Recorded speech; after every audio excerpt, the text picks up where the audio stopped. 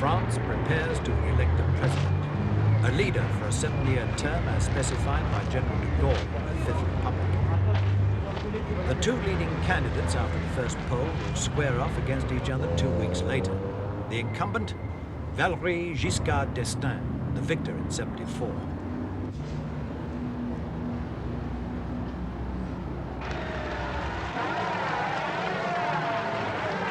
Giscard stands on his record and on his image as a pragmatist. He's a former finance minister who went for a more relaxed style of presidency than his predecessors. But sometimes he's had to adopt the somewhat regal presidential stature that de Gaulle conceived.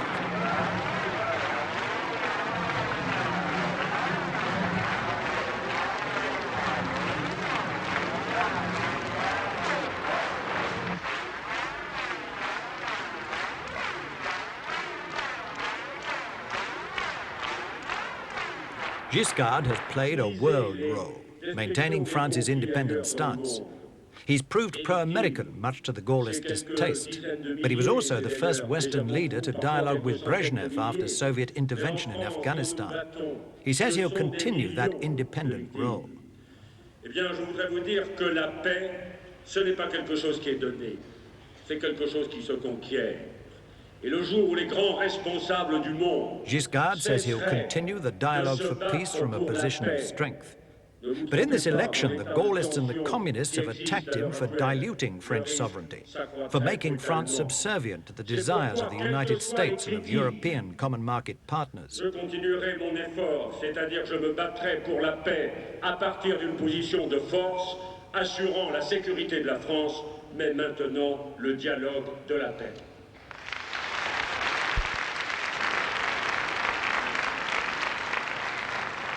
At home, Giscard's had to govern during a period of recession. But statistics show he's reduced the wide difference between rich and poor in contemporary France. His watchwords: independence, security. That explains why he's opted for a comprehensive nuclear power program to cut dependence on Mid-East oil. And French industry has continued modernization.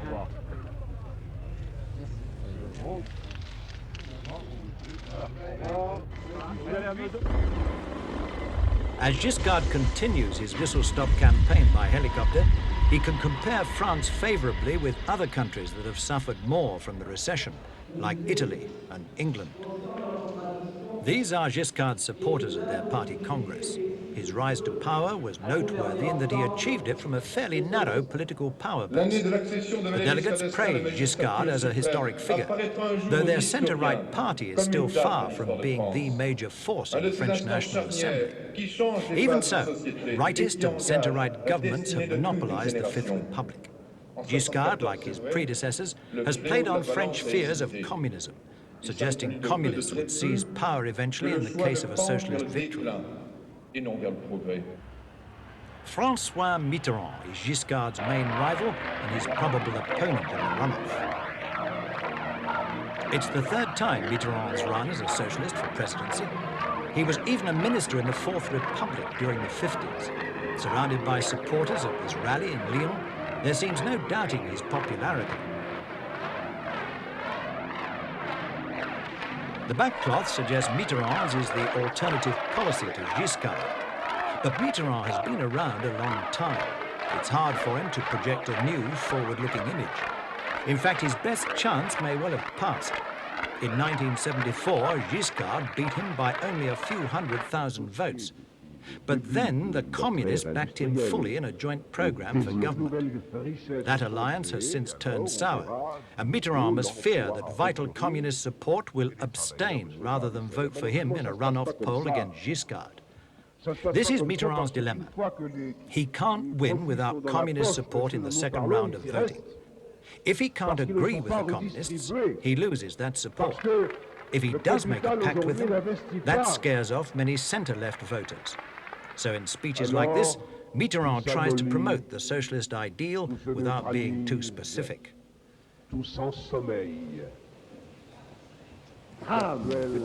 De la société française écrasée, divisée, écartelée, abandonnée, désespérée, et peu à peu remise. Mitterrand says it's taken him 15 years to make the socialists a major force in French politics. But he knows that on their own, they've no chance of winning an Oui, election. il m'a fallu 15 ans. Il nous a fallu 15 ans pour devenir cette force menaçante. Menaçante au point. If Mitterrand does win, electors know he'd dissolve the present National Assembly, where there's a centre-right majority. He'd call new elections. And that's all another uncertainty that clouds his campaign.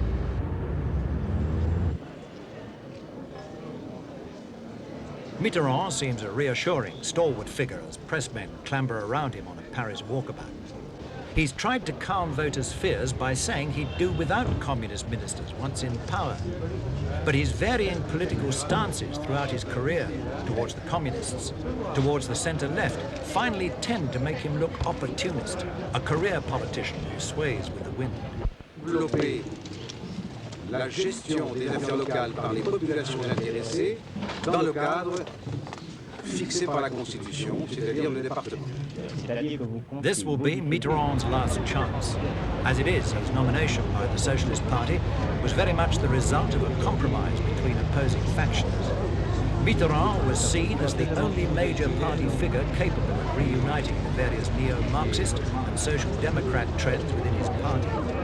In the eyes of many Frenchmen, that's another reason for doubt. Many wonder just what kind of socialism does Mitterrand stand for?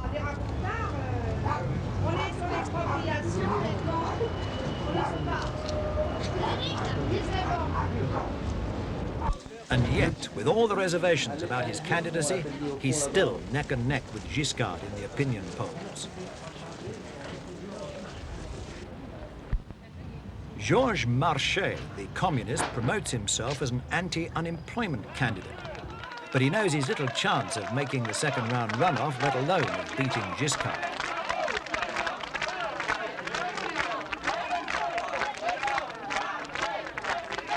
Cheering Paris department store workers testify to the continuing strength of the Communist Party in France today, and to the popularity of Marchais himself. He's a product of the party apparatus, an orthodox pro-Soviet. Under him, the party dabbled in Euro-communism in the mid-70s. It even abandoned the cherished Leninist principle of dictatorship by the proletariat. But then came the split with the Socialists. Since then, the French party has been widely seen as retreating into orthodoxy. That makes it even more unlikely Marchais will poll more than the 20% of the vote communist candidates traditionally receive in elections. Even so, he insists he aims to beat Giscard. Dont vous avez tant besoin. Pour ma part, c'est l'objectif qu'avec mon parti je me suis fixé et c'est le sens de ma candidature. Ce que je veux, c'est clair. Marchais broke with the Socialists ostensibly for policy reasons. Defense and nationalization were two of the main issues. But many observers feel that communists could no longer tolerate the alliance once the Socialists became the most powerful party on the left, relegating the Communist Party to a secondary role.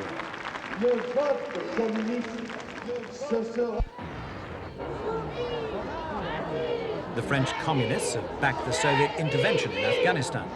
That's hardly dented their influence because many French working people see the party as the best defender of their interests. The communist leadership here is quick to meet social concerns. The women's movement, for instance, as in this Paris rally.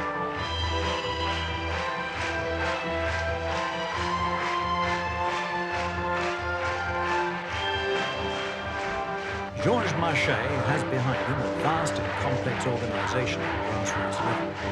Through the backing of the major French trade union, there are pro-communist groups all over the country in industrial and business concerns of all kinds. There are communist youth organisations in schools and universities. And always thousands of militants prepare to distribute pamphlets or put up posters.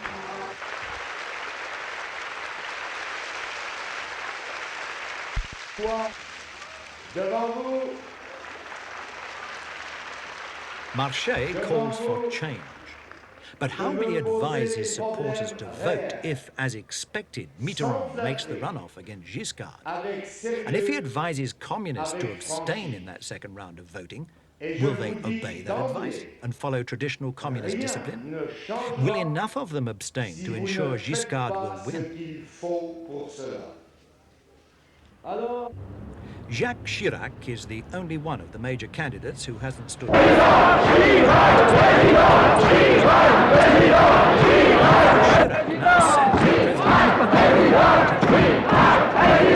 Giscard until he broke with him in 1976.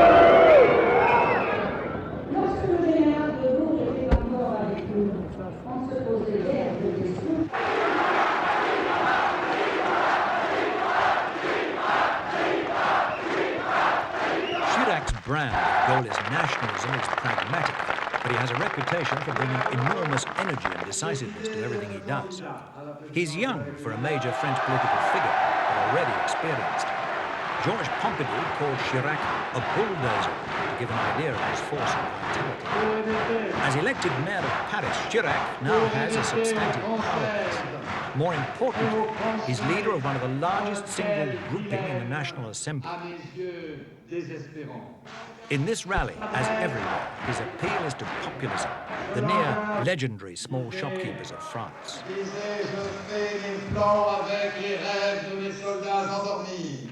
Eh bien, je dis qu'aujourd'hui, nous devons faire les nôtres avec les rêves des Français endormis. Chirac quotes Napoleon, evokes dreams of greatness and freedom.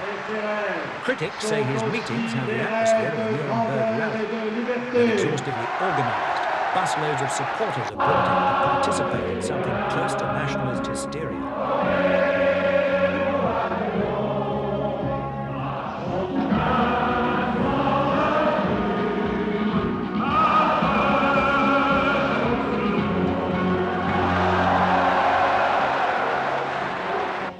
Typically, Chirac's campaign is meticulously run. He wants to maintain French sovereignty abroad in the face of the European community and the United States. At home, he'd give primacy to the private sector, but many moderate Frenchmen find his ambitions suspect, and he's unlikely to make the runoff. There are just a few major issues facing the candidates in this election, and the economy is certainly top of the agenda. The French economy has kept on a steady upward path. It's kept growing throughout the recession.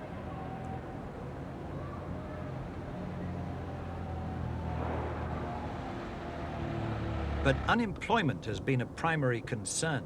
President Giscard admits it's been a major failure during his term of office. But there's widespread skepticism about the anti-unemployment plans of all the major candidates. Inflation will be another criterion by which French voters judge the president's record. Prices rose 13% last year, but the yearly rise has never been much above that during Giscard's term. The left's plans for the economy include nationalisation of major industries, higher taxes for the wealthy, an increase in the minimum wage. The communists talk of the need for worker participation in joint works councils. But the symbols of French economic wealth, the modern high-technology industries, may persuade most voters there's no need for economic adventures. France's many immigrants have also been an issue in this campaign. At a time of high unemployment, their concentrated presence in major cities has meant problems for the government.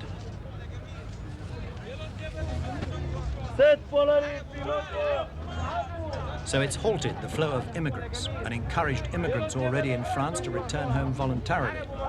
The communists back this policy. They say the immigrants are being exploited.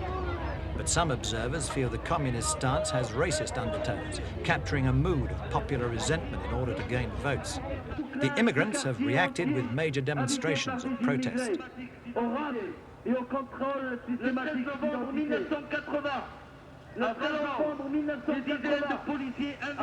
Foreign students now face special exams if they want to study in France. And the Giscard administration has seen universities forge closer links with industry. The left decries that trend. It calls for more higher education available to all. In the campaign, these issues have been debated across the whole spectrum of French political life. Among the early runners, Michel Debré, former Gaullist Prime Minister. He sees himself as the true inheritor of the Gaullist legacy. Debré has substantive backing among the Gaullist old guard who can't accept Chirac's populism.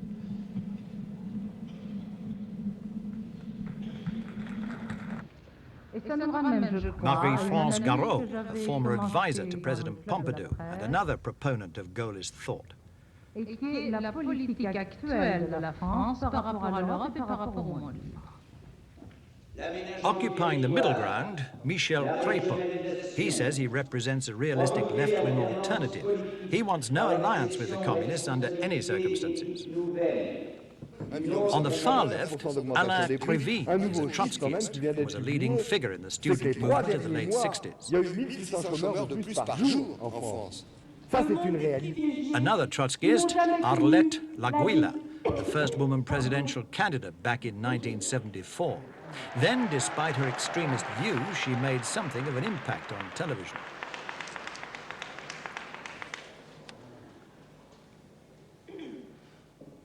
But the early candidate who caught most attention was Coluche, the clown.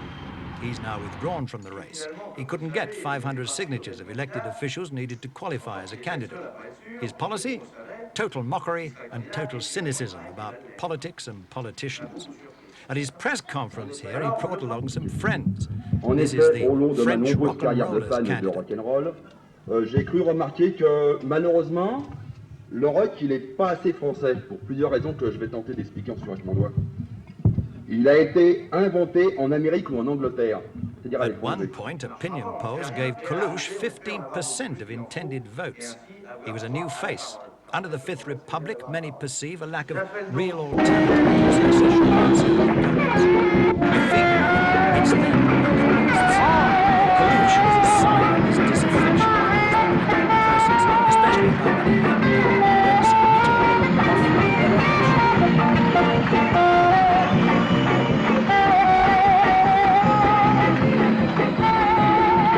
The older people and the middle classes now also have reason for disillusionment. For the regime has been linked with several scandals, alleged ministerial protection for an assassin, a property scandal. The prestigious newspaper Le Monde even cast doubts on the impartiality of France's judicial system. The Justice Minister promptly sued Le Monde's director. But the biggest scandal came as a result of revelations in Le Canard Enchaîné, a satirical newspaper, a publication that always set itself against authority. And in France today, the presidency is the clearest symbol of that power. One interior minister even placed microphones here to bug the offices. Priceless diamonds, said Le Canard, were accepted by Giscard as a gift from a notorious Central African dictator, President Bokassa. Giscard denied this on television, saying the gift was just traditional jewelry as usually exchanged between heads of state. But Le Canard had proof. Its documents contested Giscard's explanation that he sent all the proceeds from the gift to charities in Africa. Whatever the truth of the affair, it served to highlight the president's friendship with a universally condemned autocrat.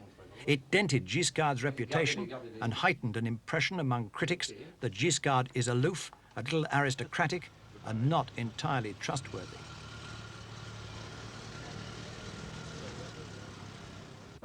But President Giscard has acquired some resilience in his years of office. Here he speaks to young supporters in a self-styled forum for the future. And he may well have cause for optimism about that future. General de Gaulle once said the French are ungovernable, but he could have been flattering the French self-image as rugged individualists. For during the Fifth Republic, their reflex action in elections has been conservative. And it's that reflex to vote for security and continuity which may well see Valery Giscard D'Estaing back in office for a second term.